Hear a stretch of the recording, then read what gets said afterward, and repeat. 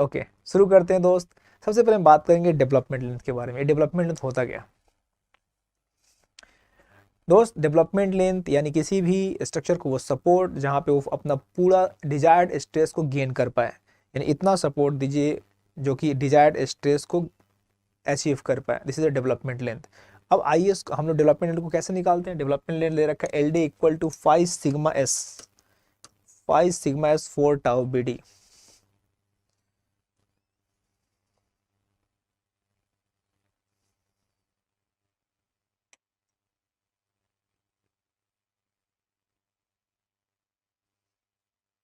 ठीक है, तो दोस्तों 5 sigma S 4 tau B D. अगर एलएसएम की बात करें तो मेरा स्ट्रेस जो होगा माइल्ड के लिए 140, अगर एफ ई 415 की बात करें तो 230 और एफ ई 500 की बात करें तो 270 होगा। करेक्ट। लेकिन अगर मैं इसी एल डी को एल एस एम से बात करें, this is for the W S M, this is for the W S M.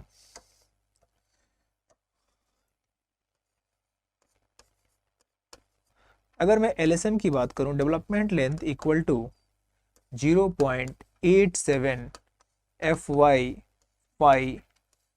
4 tau B D. Correct. तो आपसे डायरेक्ट क्वेश्चन आता है कि डेवलपमेंट लेंथ क्या है। डेवलपमेंट लेंथ वो लेंथ है जब आपका जो स्टील है उसके अंदर में फुल्ली स्ट्रेस डेवलप हो जाए, उसको हम डेवलपमेंट लेंथ बोलते हैं।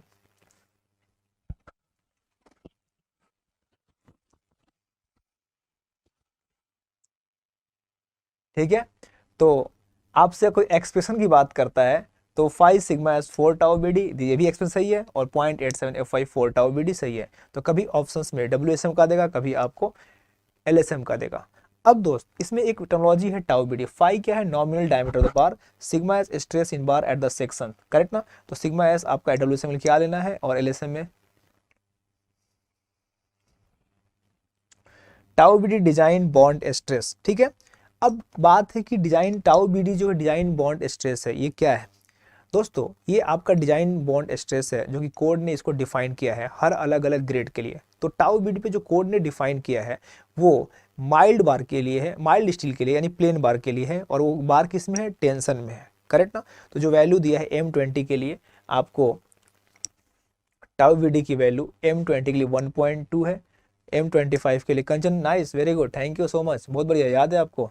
M30 1.5 और M35 1.7, M14 1. डायरेक्ट दोस्त क्वेश्चंस आते हैं इसमें कि डिजाइन बॉन्ड स्ट्रेस की वैल्यू क्या है। एक और इंपॉर्टेंट बात, जो ये वैल्यू दी गई है, ये वैल्यू किसके लिए गई है? प्लेन स्टील के लिए दी गई है। करेक्ट ना? प्लेन स्टील, और स्टील किस में है? टेंशन में है।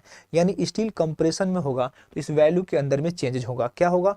25% बढ़ेगा, ऐसा कोड ने मेंशन किया गया है।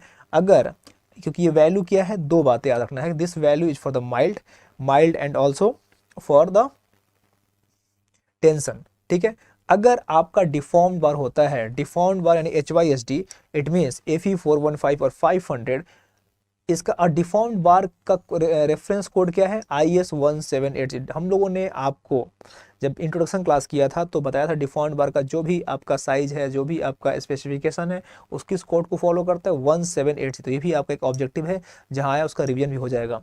These value shall be increase by 6%। यानी अगर जो वैल्यू गिवन है ये है माइल्ड के लिए, अगर डिफॉर्म्ड बार होता है तो उस वैल्यू में 60% का इंक्रीमेंट होगा। दोस्तों इसे बहुत ध्यान देना है, डिजाइन बॉन्ड इसमें बहुत क्वेश्चंस आते हैं। अगर डायरेक्टली आपसे M25 M30 कर रहा है, सवाल कर रहा है, और कोई ग्रेड मेंशन नहीं है, इट मीन्स आपको ये वाला आंसर आपको देना है। लेकिन अगर क्वेश्चंस के अंदर में HYSD का जिक्र करेगा तो इसमें 60% का वृद्धि होगा। तो मैं बहुत आसान तरीके बोलता हूँ कि 1.2 में 1.6 का मल्टीप्लाई कर दो, 1.4 में 1.6 का मल्टीप्लाई कर दो, 1.5 में 1.6 का मल्टीप्लाई करो, 1.7 में 1.6 का मल्टीप्लाई कर दो, 1.9 में 1.6 का मल्टीप्लाई करो। एक और बात, अगर बार कंप्रेशन में होता है, when the bar in compression, क्योंकि यहाँ पे जो वैल्यू दिया गया है वो टेंशन में है, the value of bond stress of the bar in tension shall be increase by 25%। ठीक है दोस्तों, तो बहुत इंपॉर्टेंट है। केवल टाउ बीडी की बात करें तो ग्रेड से आप बता दोगे, तो इसका मतलब कोई पूछ देगा टाउ बीडी किस पर डिपेंड है, तो हम बोलेंगे ना टाइप ऑफ स्टील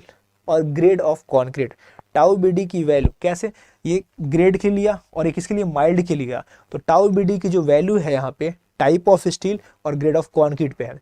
डिफॉर्म्ड बार होगा तो 60% बढ़ेगा और कंप्रेशन बार होगा तो 25%। चलो एक मैं सवाल आपको दे रहा हूँ, आज टाइप करके मेरे को बताना, आप मेरे को टाइप करके बताना कि अगर मैं ग्रेड M35 लेता हूँ और वो HYSD बार है, M35 HYSD बार है और वो कंप्रेशन में है, तो टाउ BD की वैल्यू क्या होगा। देखता हूँ सबसे पहला रिप्लाई किसका आता है, देखता हूँ।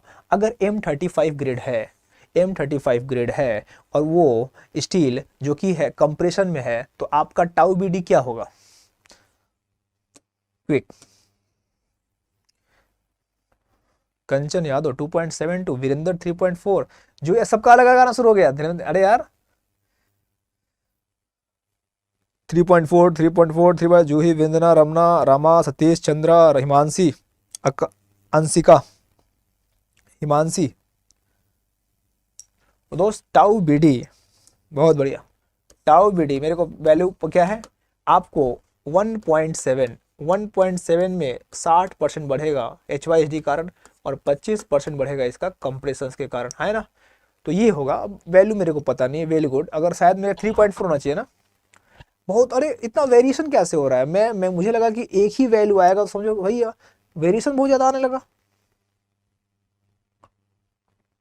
जिन लोगों ने 3.4 बोला है, 3.4 यही है ना, 1.7 इंटू 1.6 1.25। जो लोग 3, हाँ 1.7 1.6, संतलाल पटेल, वेरी गुड। 3.4 तक जिन लोगों ने 3 पॉइंट, सर आप सिर्फ, ठीक है कंचन, ठीक है। तो आपका आंसर होगा 3.4। जिन लोगों ने 3.4 बोला है सही है। इसका मतलब जिन लोगों ने उल्टा बोला है, मतलब उल्टा समझ रहे हैं। मैं फिर से बोल रहा हूँ, जो भी आपको ग्रेड ने टाउ BD की वैल्यू दी है, टाउ डिजाइन बॉन्ड स्ट्रेस, वो वैल्यू आपका माइल्ड के लिए दिया गया है, माइल्ड के लिए दिया है। और माइल्ड किसमें, टेंशन में है। सिंपल सी बात है कि जब भी माइल्ड और की बात होगी तो हम ग्रेड के अकॉर्डिंग ये वैल्यू बोलेंगे। लेकिन अगर डिफॉल्ट बार की बात करेंगे तो उस वैल्यू में 60% का इंक्रीमेंट हो जाएगा, ऐसा IAS 456 ने बोला है।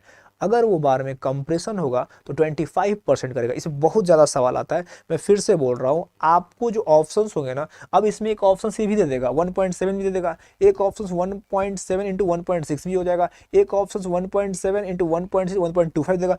सारे ऑप्शंस मौजूद रहेंगे, सारे ऑप्शंस मौजूद रहेंगे। अब हमारा मेंटलिटी क्या है ना, कि जब हम कुछ सॉल्व करते हैं ना और साथ सीधे हमारे ऑप्शन आ जाता है, तो बोले यार मेरा वाला आ गया, करेक्ट ना। तो आपको इस बात का ध्यान देना है, आप गलती कहाँ कर सकते हो, तो लैंग्वेज को अच्छे से पढ़े। सेम कहानी, अगर हम डेवलपमेंट निकालने के लिए पूछा जाएगा, तो डेवलपमेंट निकालेगा तो आपका टाउ BD की वैल्यू पे डिपेंड करेगा। डेवलपमेंट लेंड टाउ BD की क्या इन्वर्सली प्रोपोर्शनल है। तो अगर आपको टाउ BD का वैल्यू आप सही नहीं निकालोगे, डेवलपमेंट गलत हो जाएगा ना, करेक्ट। तो डेवलपमेंट का एक्सप्रेशन आपका WSM LSM पता होना चाहिए। हाँ एक और बात, क्वेश्चंस में कभी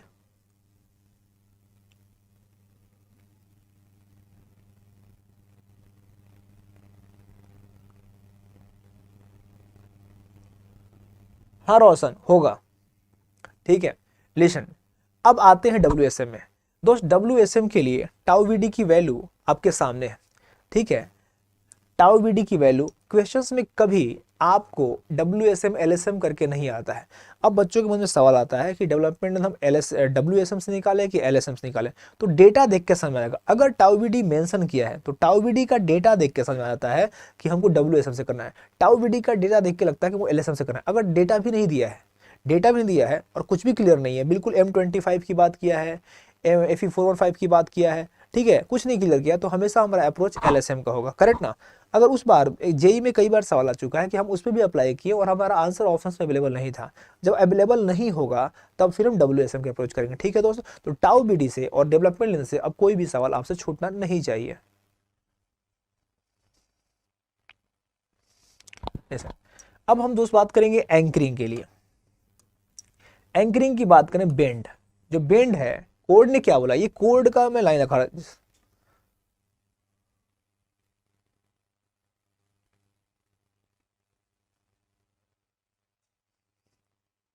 बेंड्स क्या है, the anchorage value of bend shall be taken as 4 times the diameter of the bar for each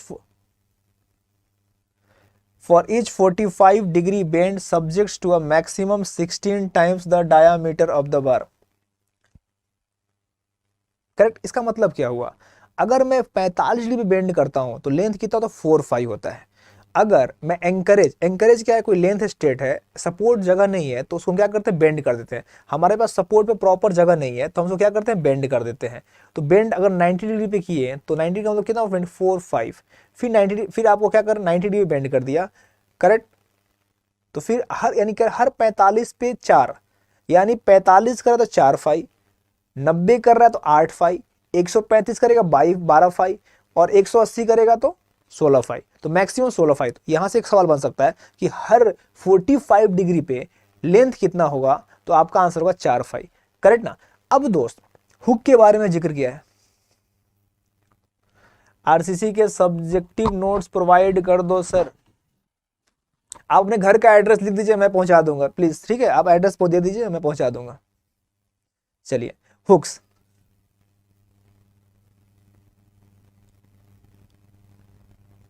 ठीक है, hooks. The anchorage value of a standard U type hook shall be equal to 16 times the diameter of the bar. एम वो code ने दे रखा है ना, use नहीं करते हैं, पहले से कोड बना हुआ है, WSM का कोड 1978 चल रहा है, ठीक है, तो टेबल है तो कोड का वैल्यू दे दिया मैंने, यूज हम नहीं कर रहे हैं अब हम नहीं कर रहे हैं, अब हम M20 यूज कर रहे हैं। पहले हम हमारा RC का M15 था, तो ये कोड का वैल्यू दे दिया, हम यूज क्या करेंगे, M20 करेंगे, ठीक है मुकेश जी।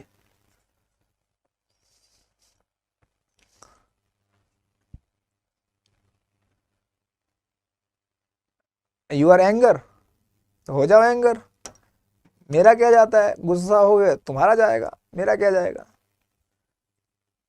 अब तुम बात ही ऐसे कर रहे हो, नोट्स कहां से मिलेगा। चलो, the anger the anchorage value of the standard U type hooks shall be equal to 16 times diameter bar. अब देखो यार, दो एंकर जो होता है स्टैंडर्ड, आपका यू आपका स्टैंडर्ड हुक और स्टैंडर्ड बैंड, वहां से आपके 4-5 सवाल आते हैं, इसके बारे में थोड़ा सा डिटेल में बातें करेंगे हम, जल्दी से बात करते हैं।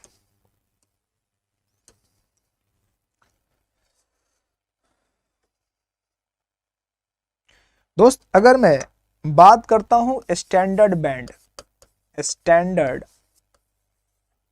बैंड के बारे में, डन।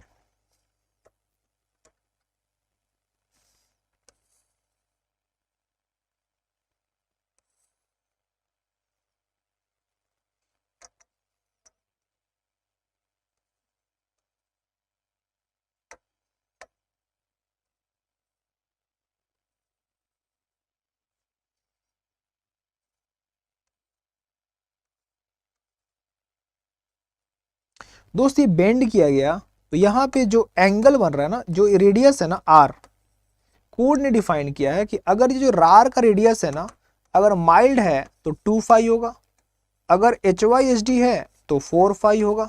इसे वेरी वेरी इंपॉर्टेंट, ठीक है ना। बेंड करने में जो रेडियस होगा, माइल्ड के लिए 2 फाई होगा और HYSD के लिए 4 फाई होगा। ये डायामीटर फाई है। दोस्तों क्यों किया, प्रॉपर अगर हमें लेंथ नहीं मिलेगा, अब देखो अगर ये तो इक्विवेलेंट है, अब देख रहे हो अभी क्या बोला कोड ने कि हर 45 डिग्री पे 4 फाई, यहां क्या हुआ, यहां क्या हुआ, आपको 90 डिग्री पे आ गया, ठीक है। तो अब वैल्यू कितना हो जाएगा, ये 8 फाई हो जाएगा, डन। तो दोस्तों 3 सवाल यहां से बनता है। पहला पहला स्टैंडर्ड बैंड में 4 सवाल बनता है, सॉरी। पहला कि अगर जो रेडियस होगा वो क्या होगा, माइल्ड में तो 2 फाई होगा, HYSD में क्या होगा, 4 फाई होगा, टोटल लेंथ कितना होगा, तो आपका 8 फाई होगा। अब बेंड के बाद जो स्ट्रेट पोर्शन होगा वो कितना होगा, 4 फाई होगा। क्लियर है, ये 4 सवाल यहां से आपको बनेंगे। अगर दोस्त हम बात करते हैं स्टैंडर्ड हुक की, स्टैंडर्ड हुक की,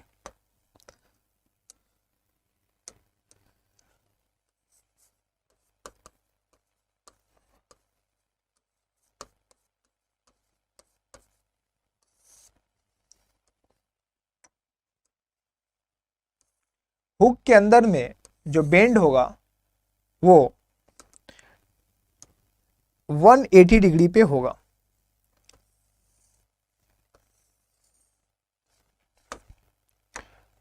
दिस इज द हुक, इसको हम बोलते हैं स्टैंडर्ड हुक।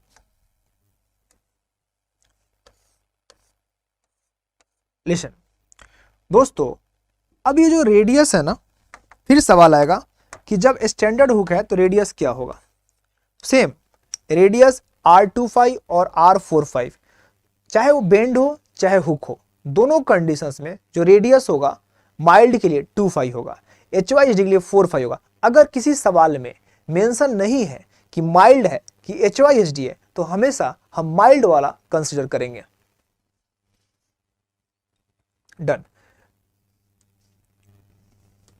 दूसरा, जो स्ट्रेट पोर्शन है बेंडिंग के बाद उसका लेंथ क्या होगा, तो 4-5 होगा, करेक्ट, 4-5 होगा।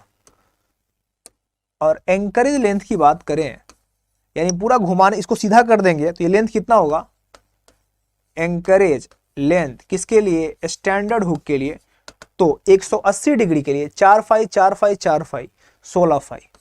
ठीक है दोस्तों, इसमें कंफ्यूजन नहीं होना चाहिए, डायरेक्ट सवाल आएगा। ठीक है, इस तरह के सवाल में गलती नहीं होनी चाहिए। वेरी गुड, बहुत से स्टूडेंट्स ने रिप्लाई किया और बहुत सही रिप्लाई किया। Salute to all of you, salute. Listen दोस्तों, अब हम बात करेंगे एस्टिरप्स की बात करेंगे। अब हम बात करेंगे एस्टिरप्स की। दोस्त एस्टिरप्स के एंगल्स की बात करेंगे। जब एस्टिरप्स को बेंड करते हैं तो तीन तरह का एंगल करते हैं। पहला एक एंगल है हमारा 90 डिग्री, एटलीस्ट 90 डिग्री। 90 डिग्री पे जब हम करेंगे तो एटलीस्ट लेंथ एटलीस्ट 8 टाइम्स, और 135 पे करेंगे तो एटलीस्ट 6 बार, और 180 डिग्री पे करेंगे beyond the length is continued beyond the length of the curve length at least 4 bars. Correct ना। अब बड़ी लैंग्वेज है, तीन तरह की बात है। एस्टिरप्स का जो एंकर करते हैं तीन एंगल पे करते हैं, 90 डिग्री, 135 डिग्री और 180 डिग्री। बहुतों को समझ में नहीं आया था। This is language of IAS 456। अब इसी चीज को हम डायग्राम से समझाते हैं आपको। जैसे क्या बोला कि जब एंगल जब आपका बेंड होगा ना 90 डिग्री, 90 डिग्री होगा तो आपका एटलीस्ट जो लेंथ होगा 8 टाइम्स होगा। अब ये कैसा हुआ, इस बात को समझते हैं। दोस्त हम एक स्टिरअप बनाते हैं, दिस इज स्टिरअप।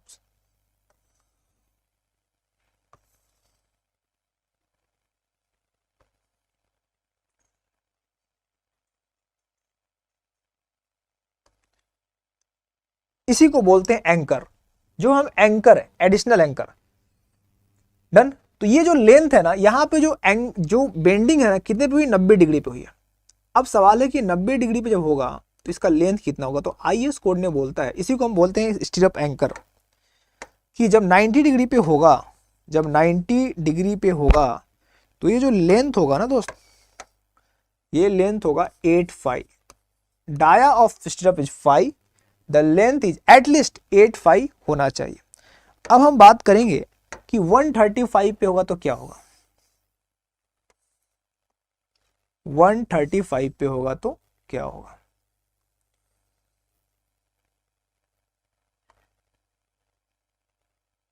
लिसन,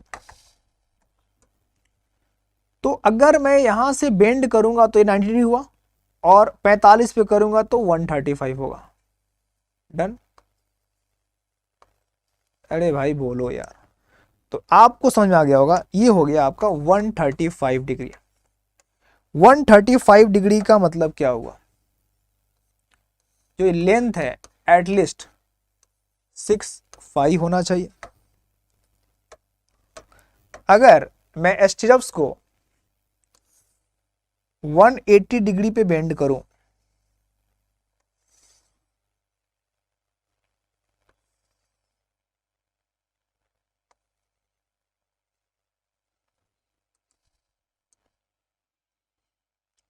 यहां से बेंड करेंगे 90 डिग्री, 90 डिग्री, तो कुछ ऐसा हो जाएगा, कुछ ऐसा हो जाएगा, हाँ है ना। इसको हम बोलेंगे 180 डिग्री बेंड। तो 180 डिग्री बेंड करेंगे तो लेंथ कितना होना चाहिए, कोड ने बोला है 4-5। ये हो गया स्टिरअप एंकरेज। तो this is bending for this bend at 180 degree. दोस्तों नाउ कंक्लूड द एंकरेज क्या होता है। स्टिरअप को आप सबने अपने आसपास में देखा होगा, हमने उसी पूरे स्टेटमेंट को, बहुत लोगों को स्टेटमेंट समझ में नहीं आ रहा होगा, तो मैंने यहाँ पे कंक्लूड कर दिया है कि अगर 90 डिग्री पे बेंड होगा तो आपका एंकरेज 85 होगा स्टीरअप्स के लिए, अगर 135 पे होगा तो 65 होगा, अगर 180 पे होगा तो 45 होगा।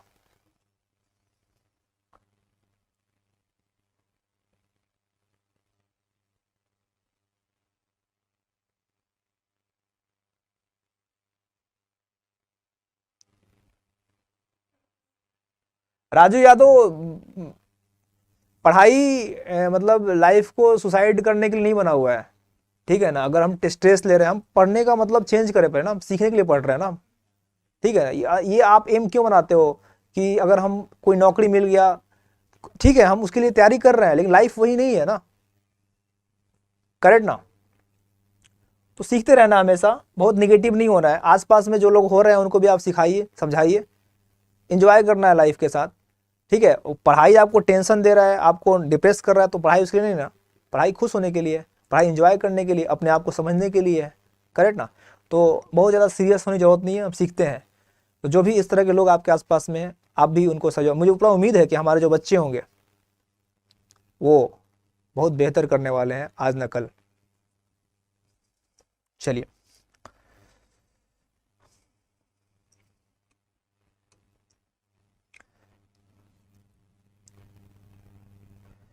रात 10 बजे मेंस के लिए हम आएंगे, और हम इसीलिए आ रहे हैं मेंस के लिए, मुझे पता है। मैं यूट्यूब, हमारी क्लास चल रही है, मेंस पे आने का मेन वजह ये है कि बहुत से ऐसे स्टूडेंट्स हैं जिनको जिनको पता ही नहीं था उनका मेंस होने वाला है, कट ऑफ कम होने का हो चुका है।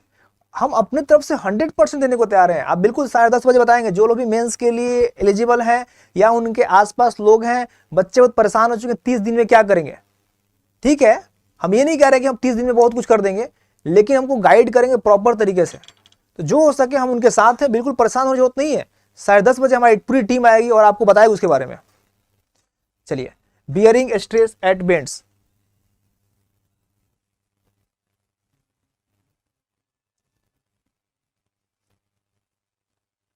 आर समझ में नहीं आया, आर समझ में नहीं आ रहा है तो क्या करो ना, 16 घंटा सो जाओ, पहले प्रॉपर नींद लो, ठीक है।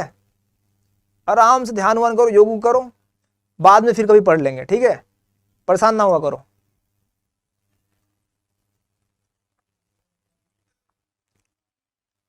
माउंटेन वाला, thank you so much, joining from Himachal Pradesh, thank you. Bearing stress at bends, अब देखो आईएएस कोड ने बियरिंग स्ट्रेस, अरे नहीं आ रहा तो मत करो, काहे परेशान हो रहे हो, सबको थोड़ी समझ में आ जाएगा। हो सके तुम किसी और के लिए बनोगे, बड़े काम के लिए बनोगे, ज्यादा तनाव नहीं लेना है, एंजॉय करना है यार। मैं भी सीख रहा हूं आपसे, ठीक है।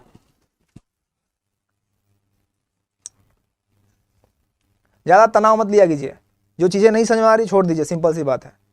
समझ में आ रही है कीजिए, डन।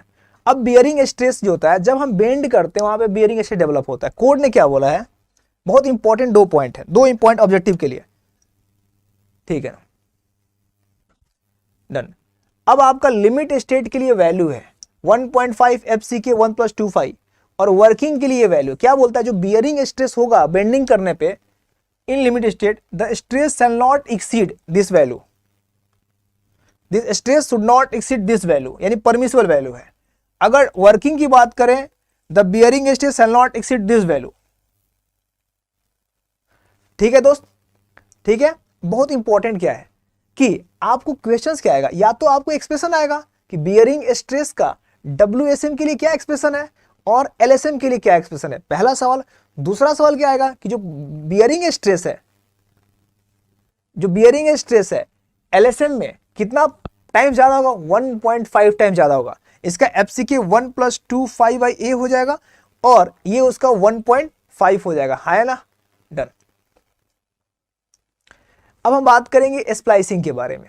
स्प्लाइसिंग क्या है, मार्केट में जो स्टैंडर्ड लेंथ है, वो आपका जो लेंथ है बहुत ज़्यादा लेंथ नहीं होता है, हमें स्ट्रक्चर में ज़्यादा लेंथ की जरूरत होती है। हम 2 बार को लेंथ को इंक्रीज करने के लिए ऐड करते हैं, उसी को हम बोलते हैं स्प्लाइसिंग। स्प्लाइसिंग लैपिंग भी कर सकते हैं, वेल्डिंग भी कर सकते हैं, और कपलिंग भी कर सकते हैं, है ना। तो joining bars of standard length to get bars desired length is called splicing, इसमें है लैपिंग, ठीक है। अब 2 बार को जो लेंथ किया लैपिंग, पहला सवाल है कि जो लैपिंग है दो को बांध रहे हैं, इसका मैक्सिमम डायमीटर कितना होगा, डायरेक्ट कोडल प्रोविजन है।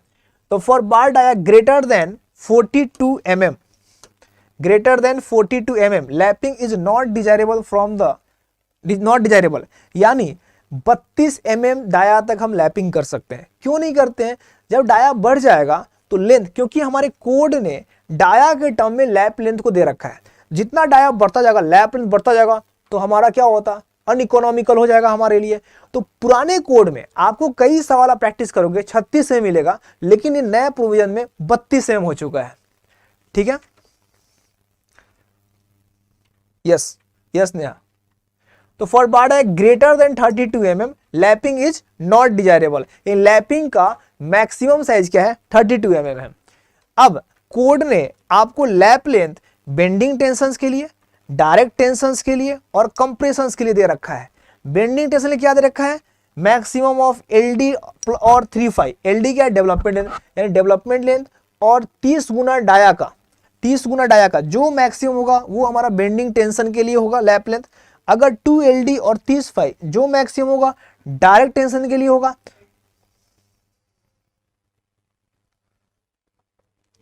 करेक्ट।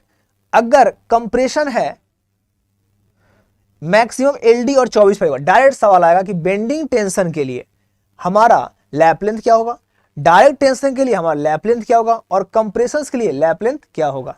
क्लियर है। तो वेरी वेरी इंपॉर्टेंट, ये तीनों point objective point of view से बहुत ही महत्वपूर्ण है। अब हम बात करेंगे कि हमने देखा कि 24/5 30/5 डाया ऑफ द बार, अगर मेरे पास अनइक्वल डाया होगा तो किस डाया को कंसीडर करेंगे, तो कोड ने मेंशन किया है for bars of unequal dia lap length is calculated corresponding to smaller dia. कौन सा डाया लेंगे, स्मॉलर डाया लेंगे। सारे IAS 4, 5, 6 के प्रोविजन है और बिल्कुल इसको फॉलो करते जाना, बहुत ही आसान है। Welding, it is not preferable for smaller dia bar, welding हम छोटे बार के लिए, कम डाया के लिए प्रीफर नहीं करते हैं। उसका कारण क्या है, it affects the strength of steel. Welding is economical for larger dia, box नहीं है बार है, larger dia bar because lap length is comparatively high in this case. Coupling कुछ नहीं है, दो को नट बोल्ट से करते हैं, कपलर बोलते हैं इसको। तो ये सब बस आपकी इन्फॉर्मेशन दे दिया। तो मेनली जो सवाल आपके ऑब्जेक्टिव में आएंगे वो लैपिंग से आएंगे। ठीक है, तो ये आपका बॉन्ड से आपका IAS कोड का प्रोविजन था। इसका जो हाफ पार्ट है वो कल की क्लास में बात करेंगे। अब जितने प्रोविजन हमने आज किए उस पर हम सवाल करते हैं। चलिए क्वेश्चन नंबर 1,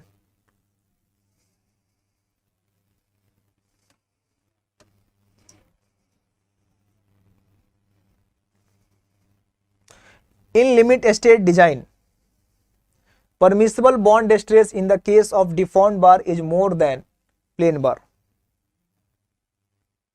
वेरी गुड बहुत बढ़िया, well done. Surjeet, Deepanshu, Akanksha, Romini, Siya, Chandan, Ramesh, Parul, Romini, Sachin, well done. Amit, Aniruddh, Devendra, Nishant, ARN, Chandni, Kuldeep, mountain, secret, Rahul, Nishant, Shilpa, Swati, very good, well done all of you. 1,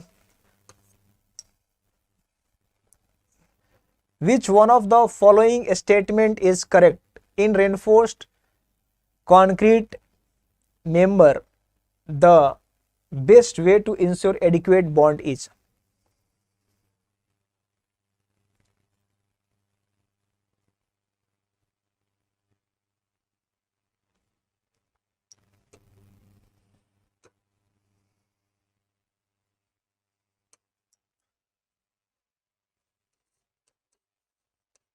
flexor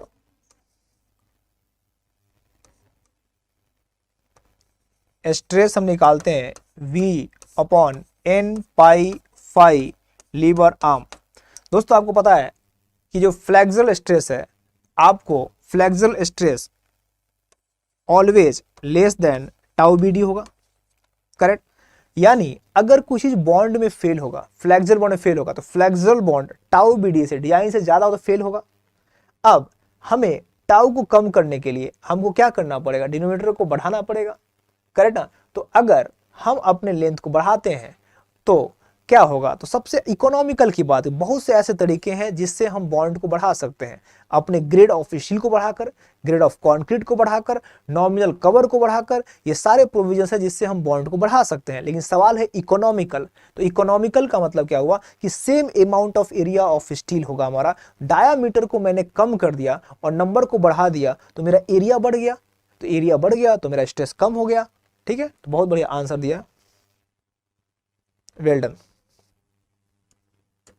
तो to provide large number of smaller dia bars.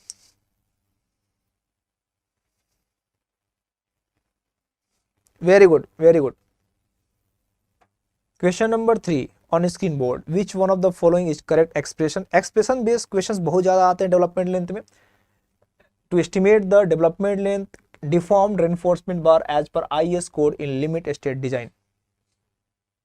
Question सवाल क्वेश्चन कोई भी जवाब दीजिए तो क्वेश्चन नंबर लिख कर दीजिए।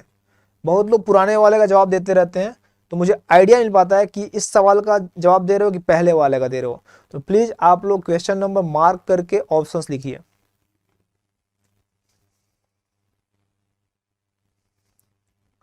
राजू वेल डन, दीपांशु, सचिन, जूही, अक्षय, सूरज, श्रद्धा, दीपिका, रोमनी, आकांक्षा, वेल डन, नाइस। सी दोस्त, यहाँ पे हमने क्या पूछा है, यहाँ पे हमने बोला डिफॉर्म्ड बार।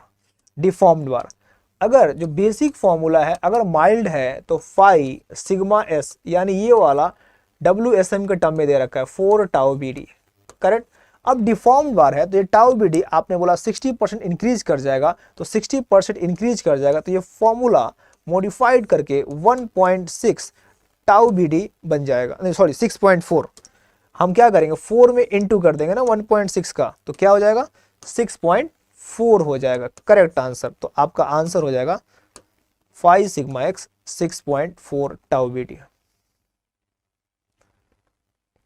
दोस्त मेरे को टाइप करके बताना इसी सवाल में कि अगर इसी सवाल में मैं डिफॉर्म्ड बार ना हटा दूं, डिफॉर्म्ड बार हटा दूं और बोलूं which one of the following expression is correct expression to estimate the development length of mild steel bar in compression. सवाल को चेंज कर दिया, क्या बोला deformed bar mild steel bar in compression, तो आपका एक्सप्रेशन क्या हो जाएगा?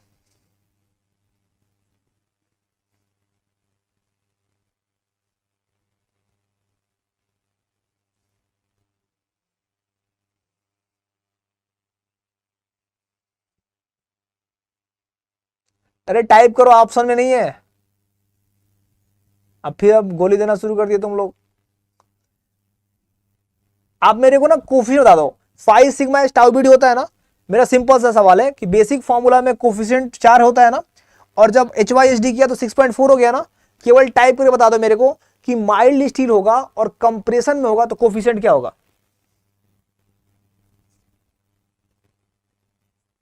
ये वाला हो जाएगा ना, बी हो जाएगा। टाउ BD 25%, 4 4 5, हाँ तो ये वाला ऑप्शन से बी आ जाएगा। ठीक ठीक ठीक, सही बोल रहे हो। क्लियर है दोस्त? तो हमें इस बात का भी ध्यान देना है कि अब देखो इस सवाल को ना और मुश्किल बनाया जा सकता था ऑप्शन से। अगर इस सवाल में ना 4.5 की जगह, बोलो ध्यान सुनो, 4.5 की जगह 5 सिग्मा एस 4 टाउ BD होता, ये जनरल बातें हो गई। जब HYSD लगा दिया तो ये आंसर ये हो गया, जब कंप्रेशन लगा दिया आंसर 5 हो गया। अरे भाई बताओ आराम से, अगर टाउ BD आपको कंफ्यूज करेगा तो डेवलपमेंट गलत हो जाएगा। अब कभी दिक्कत नहीं होगा ना। तो मैं फिर से बोल रहा हूं कि बॉन्ड डेवलपमेंट डिटेलिंग का सवाल बहुत मुश्किल नहीं आता है, बल्कि आपको अच्छे से याद करना है, अच्छे से सवाल को पढ़ना है। ठीक है जी, चलिए। विच one of the following is correct when HYSD bar are used in place of mild steel bars in a beam, the bond strength। बताइए क्या होगा? डेवलपमेंट लेंथ एक बार माइल्ड स्टील के लिए कर लीजिए, 0.87, 250.87 FY 5, और ग्रेड मान लीजिए M20 के लिए 1.2 मान लीजिए। एक वैल्यू यहाँ से आ जाएगा, एक वैल्यू HYSD के लिए बात करते हैं, HYSD S D 0.87 415 into 5 4 into 1.2 into 1.6 increase होगा। तो आपका एच वाई एस डी, कोई मेरे को वैल्यू बता देगा फाइव के टर्म में दोनों का? एनीवन? कोई कैलकुलेटर बता देगा मेरे को कि अगर मैं एच वाई माइल्ड से एल डी निकाल रहा हूं तो फाइव के टर्म में कितना आ जाएगा? ये दोनों का कोफिशिएंट बता दो मेरे को, माइल्ड के लिए और एच वाई एस डी के लिए।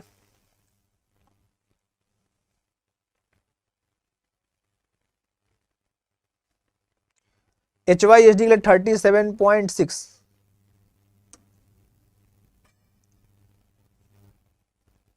अंदर 36.25 माइल्ड के लिए 37, ये 36.2 बोल रहा है और ये आ रहा है 45। कैसे आ रहा है यार? तुम लोग भरोसे रहेंगे तो बर्बाद हो जाएंगे हम। क्या गुना वुना करते हो यार तुम लोग, फर्जी दम। अरे गुना नहीं कर पा रहे हो यार तुम लोग।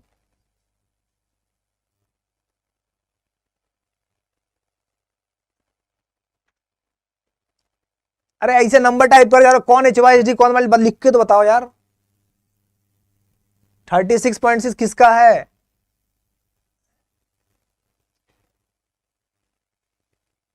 फोर्टी 45 माइल्ड के लिए।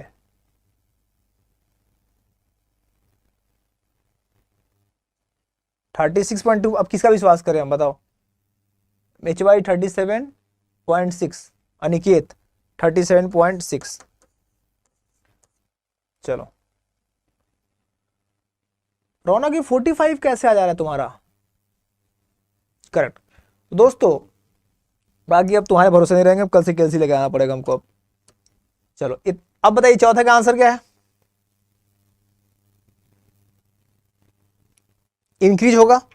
एच वाई एस डी जब यूज करेंगे तो माइल्ड के तुलना में डेवलपमेंट लेंथ ज्यादा आएगा, is the increase. Next question, what is the anchorage value of a standard hook of a reinforcement bar of diameter D? Standard hook के लिए, स्टैंडर्ड हुक कितने डिग्री एंगल पे हुक को करते हैं? 180, 180 डिग्री का डी। याद रखना, बेंड का मतलब 90 डिग्री, हुक का मतलब 180 डिग्री। 90 डिग्री बेंड करेंगे तो 90 डिग्री का मतलब 4 5 4 5 8 5, और हुक होगा तो 180, 180 का मतलब 45 45 45 4 4 4 16। तो आपका आंसर क्या हो जाएगा? D.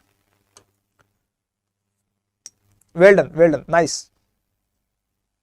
Lap length of reinforced in compression shall not be less than. Lap length के लिए IS 456 ने डायरेक्ट टेंशन के लिए, बेंडिंग टेंशन के लिए और कंप्रेशन के लिए, तीनों के लिए प्रोविजन दे रखा है। आपसे सवाल पूछा गया है लैप लेंथ किसके लिए? कंप्रेशन के लिए। हमने बताया कंप्रेशन में डेवलपमेंट लेंथ और 24 का मैक्सिमम वैल्यू, लेकिन हमारे क्वेश्चंस के अंदर में 5 के टर्म में दिया हुआ है तो हम 5 के टर्म में भी चेक करेंगे, तो उसमें हमारा 24 होगा। करेक्ट।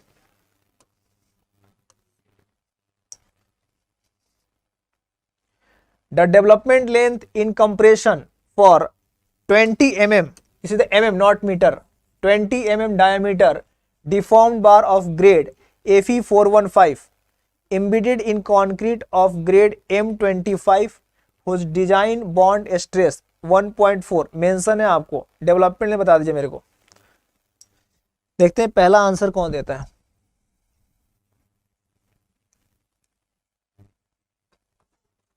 क्वेश्चन नंबर 8,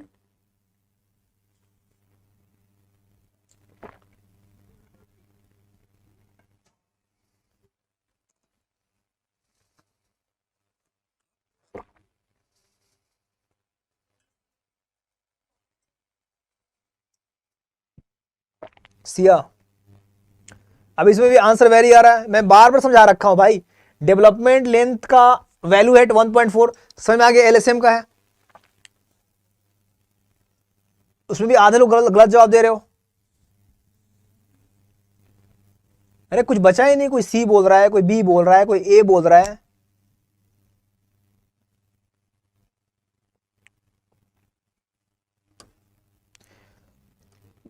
देखो यार, डेवलपमेंट इनमें गलती क्यों हो रहा है?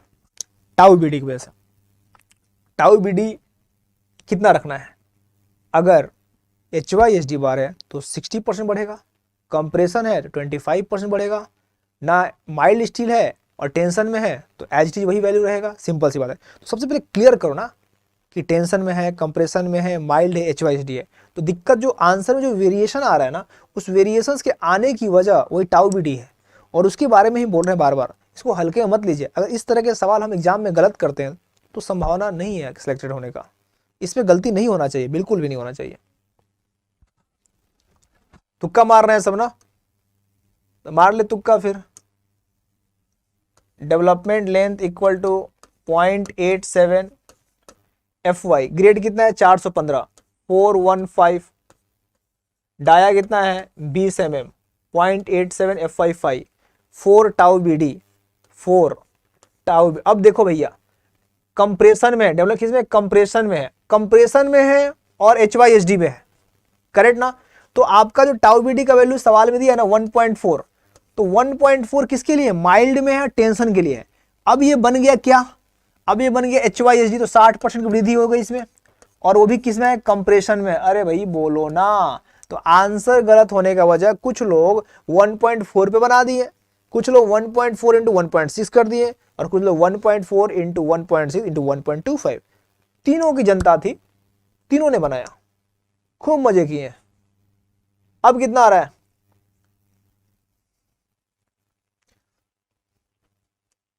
कॉन्सेप्ट सामने है। अब बता दो भाई, अब बता दो जो लोग गलती किए हैं।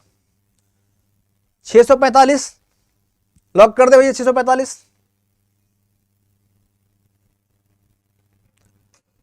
अब वादा करो गलती नहीं होगा। अब टाउ बीडी पे सवाल 100% आएगा, और डेवलपमेंट टाउ बीडी पे और डेवलपमेंट पे कोई अब गलती नहीं होगी ना? और गलती कहां होती है समझ में आ गया ना? प्रॉमिस, अब गलती नहीं होगी ना? चलिए, तो 645। चलो भरोसा कर रहा हूं, आगे देखता हूं, फिर सवाल लाता हूं। चलो प्रॉमिस, ठीक है।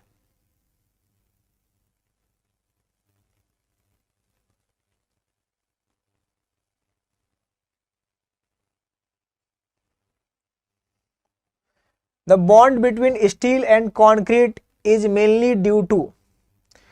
स्टील और कॉन्क्रीट के बीच में जो बॉन्ड होता है, मेनली ड्यू टू किनके कारण होता है? Mechanical resistance, pure adhesion resistance और फ्रिक्शन रेजिस्टेंस। मुझे पता नहीं, कैलकुलेट करके बच्चे बताए हैं। ये पीछे वाला सवाल क्या है? 605, कोई बच्चे बता रहा 806 होगा। मैं ये नहीं कह रहा हूं कौन सा होगा, कॉन्सेप्ट सामने। ओम मिश्रा, ठीक है, बच्चों ने लिखा इसलिए मैं लिख दिया, मेरे पास कैलकुलेशन नहीं है। मनीष 645 आ रहा है, ठीक है। I am not responsible for this one. वो ये जो भी वैल्यू आ रहा है वो इससे आ रहा है, और वो वैल्यू 645 बोला, मैंने टाइप कर दिया। चलिए ठीक है, 8 का डी होगा तो ठीक है, डी, ठीक है, डी है। 9वां सवाल, जो बॉन्ड बन रहा है स्टील और कंक्रीट में, मैकेनिकल रेजिस्टेंस, जो आपका बार है ना, आप देख रहे हो 60% बढ़ रहा है। जो प्लेन बार है ना उसमें बिल्कुल एक धारी होता है, उसमें जो मैकेनिकल है ना रेजिस्टेंस होता है।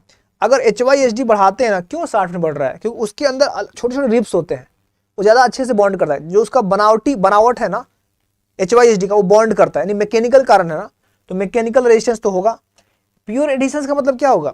स्टील का जो पार्टिकल्स होगा वो डिफरेंट है, जो कॉन्क्रीट का वो डिफरेंस है। दो डिफरेंट पार्टिकल्स जब अट्रैक्ट होते हैं उसको एडिशन बोलते हैं, तो भी है। फ्रिक्शन रेजिस्टेंस, फ्रिक्शन भी लग रहा है, जब आपका मोस्ट जब फोर्स हो रहा है उसके अपोजिट से एक रेजिस्टेंस फोर्स लग रहा है, जैसे फ्रिक्शन रेजिस्टेंस, तो तीनों होगा इसमें। तो आपका आंसर होगा pure mechanical friction. 1, 2 and 3 is the correct answer. Well done. If a beam is likely to fail due to high bonding stress, then the bond stress can be increased most economical। ये सवाल अभी हम किए थे, इसी को अलग तरीके से पूछ दिया गया था। तो मैं इसलिए दे दिया था कि थ्योरेटिकल आप सवालों को ज़्यादा से ज़्यादा पढ़िए ताकि आपको कोई कन्फ्यूजन ना हो। 10वां का C, using a smaller dia bar in corresponding more numbers.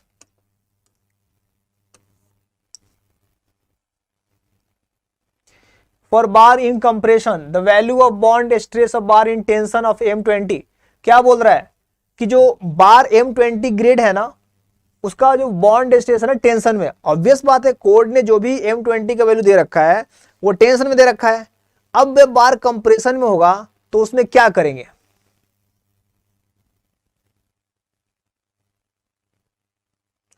और तेरी का ये भी गलत कर रहा है यार। अरे भैया ऐसे ना करो यार। हाँ 25% होगा ना।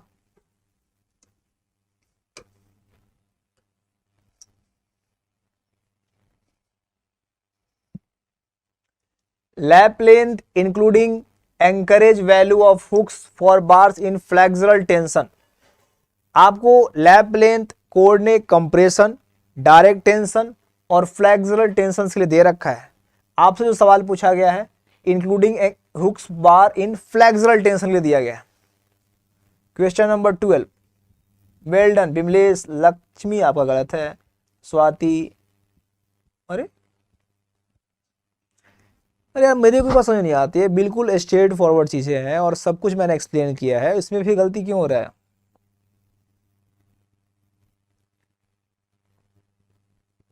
सी होगा। देखो अगर डायरेक्ट टेंशन होता तो 2LD प्लस 35 होता है, ऑप्शन नहीं है। अगर जैसे कि आपसे सवाल है पूछा गया फ्लेक्सुरल टेंशन, तो मैं फिर से एक बार फिर से रिवीजन करता हूं, मैं फिर से दोबारा बोल दे रहा हूं भाई, दोबारा बोल दे रहा हूं। अगर फ्लेक्सुरल टेंशन पूछा गया है तो डेवलपमेंट लेंथ और T5 का मैक्सिमम ग्रेटर होगा। अगर सवाल में डायरेक्ट टेंशन होता तो 2LD और 30 का मैक्सिमम हो जाता। अगर सवाल में कंप्रेशन पूछा जाता तो LD और 30 का मैक्सिमम हो जाता। The equivalent development length of 90 degree bend in a reinforced bar of dia is, यानी बेंड के 90 डिग्री पे, 90 डिग्री पे 1, 45 पे 4, 4, 4, 4, 4, 8, तो आंसर हो जाएगा 8F। Very good Juhi, Siya, very good, well done. Development length of Fe 250 grade is always, अभी आप लोगों को कराया था मैंने। Development length 250 grade is always less होगा, वेरी गुड।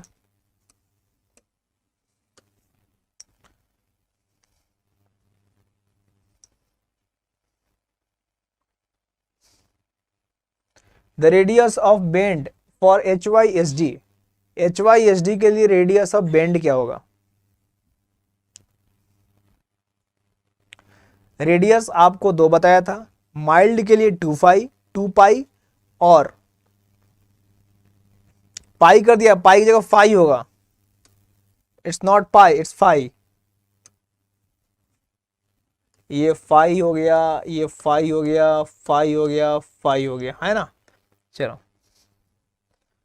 तो रेडियस हो गया 4 अगर which dia of bar is not desirable for lapping,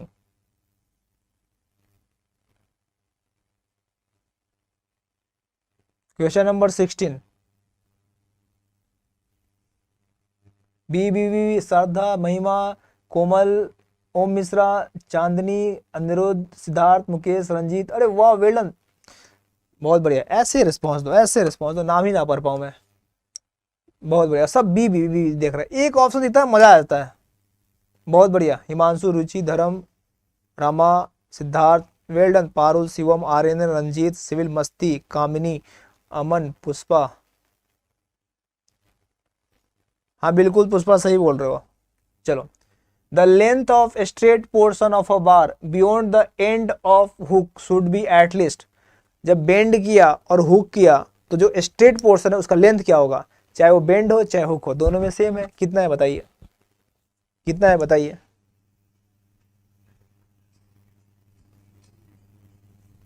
17 का। वेल डन, सी सी सी सी सी सी सी 4 times, 4 times, well done, 4 times हो रहा है। ठीक है दोस्त, तो बेंड और हुक में 4 सॉल्व फिक्स है। मैं फिर से दोबारा रिपीट कर दे रहा हूँ। रेडियस की बात करूं तो चाहे बेंड हो चाहे हुक हो, माइल्ड होगा तो 2 फाई होगा, HYSD होगा तो 4 फाई होगा, जो स्ट्रेट पोर्शन होगा बियॉन्ड वो आपका 4 फाई होगा दोनों में। इज द कॉमन, ये तीनों कॉमन है बेंड और हुक में। यहाँ पे कंफ्यूजन बिल्कुल नहीं हो सकता है। कंफ्यूजन कहाँ होता है? जब आपसे एंकरेज लेंथ पूछा जाता है तो बेंड का, क्योंकि दोनों ऑप्शंस में 8 फाई और 16 फाई होता है, बच्चे बड़ा कंफ्यूज करते हैं। बेंड का मतलब होता है 90 डिग्री और हुक हुआ 180 डिग्री, तो 90 degree 8 phi, 180 degree 16 phi. The bond strength of concrete increases with, bond strength क्या है? टाउ BD इंक्रीज करेगा क्वांटिटी ऑफ स्टील, ना दादा क्वांटिटी से कोई मतलब नहीं है। टेंसाइल स्ट्रेंथ ऑफ स्टील नहीं, grade of concrete, quantity of concrete. बताइए 18। अब है राज सिंह, बहुत बढ़िया, Pushpa, Raju, Dhirendra, Sachin, Mahima, Sujeet, Shilpa, Anjali, Akanksha, Swati, Raman, Vandana, Nikku, Siddharth, Rachna. Well done, nice to you, बहुत बढ़िया। मजा आ जाता है ऐसे ऐसे जवाब देते हो तो। बस ऐसा कमिटमेंट हो जो बस जो पढ़ लिया आप कभी भूलना ही नहीं है, भूलना ही नहीं कभी, ये होता है। बहुत बढ़िया, बहुत बढ़िया। Question number 19, the bearing stress at bends for limit state method compare to working stress method. अभी मैंने कोड की वैल्यू दे रखी थी, लिमिट स्टेट के लिए कितने टाइम ज्यादा होता है लिमिट स्टेट? ए 19 का ए, अरे वाह, Kabir, Shilpa, X, Om Mishra, Rahul, Gulshan, Shivam, Sujit, Kabir, Raunak, Aniruddh, Swati, Pradeep, Nikki, Lavkush, winners life, Ajit, Ruchi, Siddharth, Robin, Raju, Upasana. Very good, nice nice nice, 1.5 times more. The radius of bar bent to form a hook should not be less than, the radius of bar bent to form a hook should not be less than। यहाँ कोई जिक्र नहीं किया है, radius की बात किया है, रेडियस की बात किया है और जिक्र नहीं किया है स्टील का टाइप का। जब स्टील के टाइप का जिक्र नहीं किया रहे करेंगे तो हम किसके आधार पर लेंगे? मैंने इसके बारे में बताया था। क्वेश्चन नंबर 20,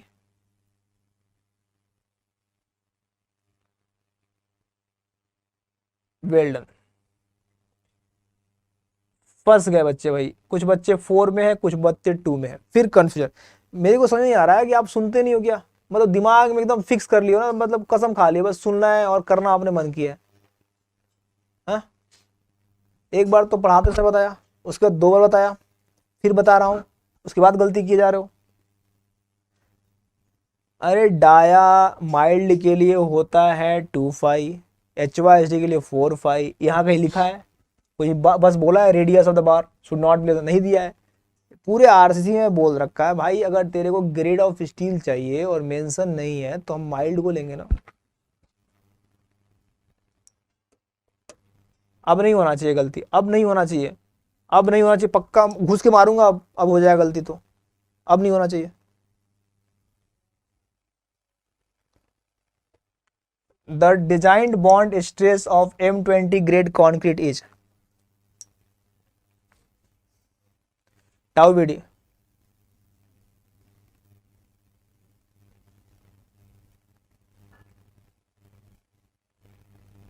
21 का है, ठीक है। तो M20 के लिए 1.2, M25 के लिए 1.4, M30 के लिए 1.5, M35 के लिए 1.7, M40 एंड अबव के लिए 1.9। Is very very important and this value is for the mild steel in tension, correct. और अगर HYSD होगा तो इस वैल्यू में 60% का इंक्रीमेंट होगा, अगर कंप्रेशन होगा तो उसमें वृद्धि 25% का होगा।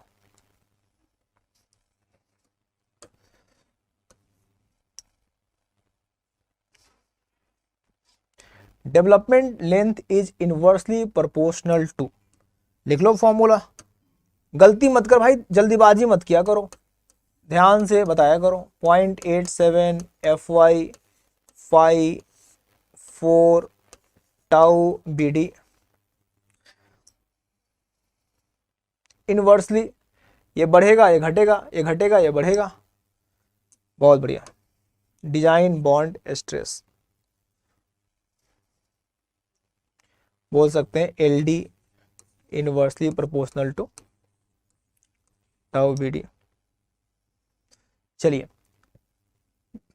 भैया, डेवलपमेंट का सवाल आ गया, प्रॉमिस किए थे गलती नहीं होना चाहिए, पूरा आंसर एक आंसर दिखना चाहिए हमको एकदम ध्यान से। पिछली बार जिसमें गलती की हो ना, अब गलती नहीं होना चाहिए, खोज खोज के मारूंगा मैं, अब गलती नहीं होनी चाहिए, पक्का प्रॉमिस की हो आप लोग।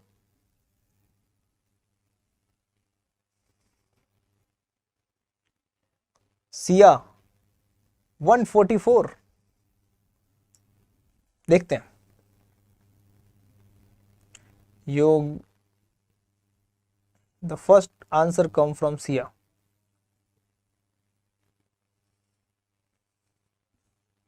आलोक कुमार यादव,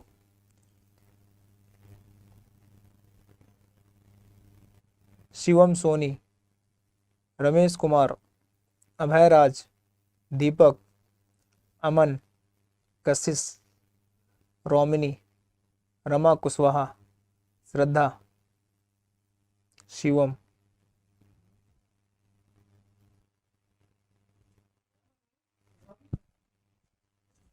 नाइस, पहले से बहुत बेहतर रहा आप लोग का परफॉर्मेंस इस बार। फॉर्मूला क्या होता है? 0.87 FY 4 टाउ BD। क्या है भैया, देखो मेन कहानी, खेला कौन करता है? खेला करता है टाउ BD। वो कितना है? 1.5।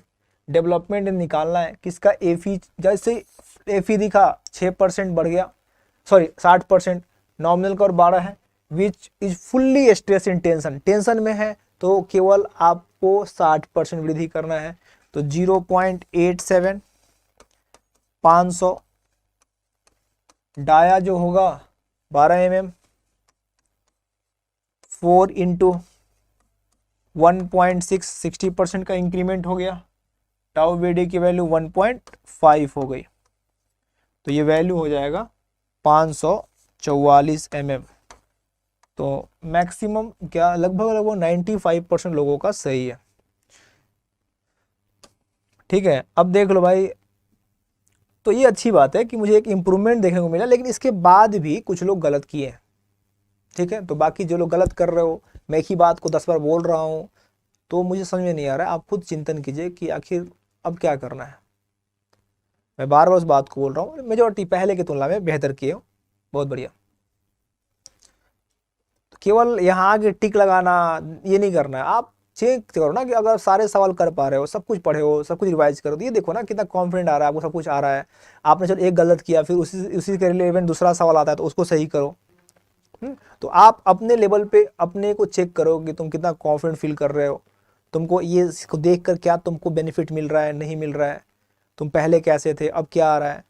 तो फिर आपको गुस्सा इस बात का आता है ना कि आप उसी सवाल को आप गलत करते हो। चलो ठीक, मैं कहता हूँ गलत करो कोई बात नहीं, लेकिन फिर उस गलती से हम सीख नहीं रहे ना फिर।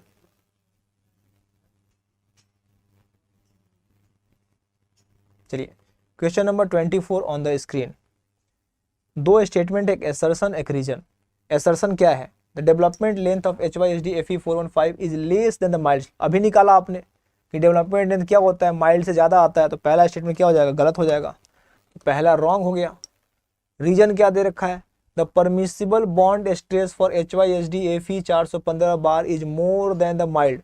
बॉन्ड टाउ BD ज़्यादा होता है, ये 60% ज़्यादा होता है, तो ये सही हो गया। अब देखो ये बोथ रीजन वाली बात नहीं, पहला फॉल्स, यानी ए वाला स्टेटमेंट क्या है? फॉल्स, और बी वाला क्या है? ट्रू। तो आंसर क्या हो जाएगा? Okay nice, correct. अब जैसे देखो इस ये अलग सवाल कराया मैंने, ये स्टेटमेंट एक अलग सवाल कराया, अब दोनों को क्लब करके दे दिया, और तो फिर आंसर, अब नाम नहीं पढ़ रहा हूं मैं, DD दिख रहा है मेरे को, केवल DD दिख रहा है, नाम ही नहीं बोल पाऊंगा मैं। Parul, Yogendra, Devendra, Upasana, Parul, Lavkush, salute to all of you, all of you, ठीक है, सैल्यूट। चलिए, in case of flexure tension or flexor compression, the minimum length of bar which must be embedded in concrete beyond any sections to develop its full strength is termed as, क्या ARN house क्या बोल दीजिए बताइए। Well done Siya, nice. Ashutosh, Shilpa, Abhay,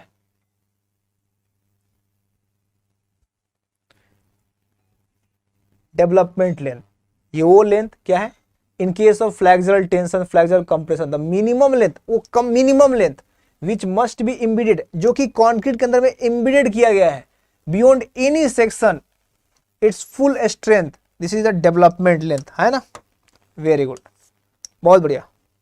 Nishant, Parul, Shivshankar, Pramesh, Himanshi, ARN house, Santlal, Raju, Ramesh, Himanshi, Rajkumar, Chandan, Chandra, Himanshi, Manju, Karuna, okay.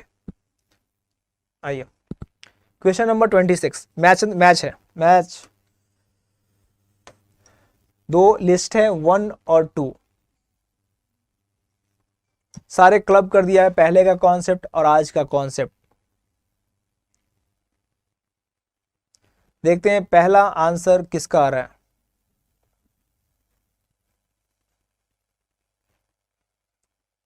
The first answer come from Abhay Raj Singh, देखते Shreya, Chandra, Deepanshu, Juhi, Rahul, Priyanshu, Ankur, Ranjeet, Shivam, iconic, Surjeet, Aniruddh, Shivam, Surjeet, Upasana, Devendra, Surjeet, Vandana. देखते हैं VU upon BD, ये क्या है, नॉमिनल शियर स्ट्रेस। तो पहला का 3 तो ये एलिमिनेट हो गया। 0.7 under root FCK, this is the modulus of rupture. 5000 FCK modulus of concrete, 5 sigma S 4 tau development length. तो ए का 3, B का 1, 3 1, C का 5 एंड D का 2। करेक्ट आंसर है, many students are correct, very good. अरे सब सही है, ये दिख रहा है बस मेरे को, बहुत बढ़िया, वेल डन। ये होता है फीडबैक।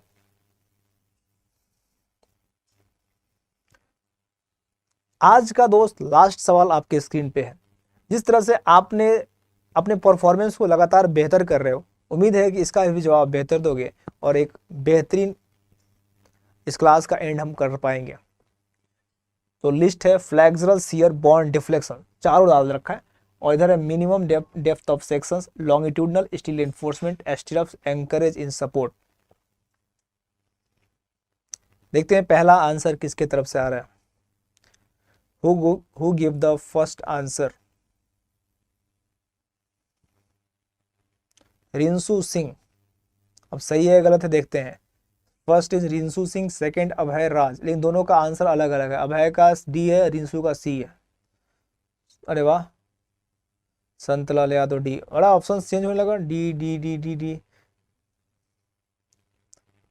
फ्लैक्सर क्या होता है, बेंडिंग। फ्लैक्सर के कारण हम डिजाइनिंग किए ना बीम में, कौन सा स्टील डालते हैं, D आ रहा है मैक्सिमम।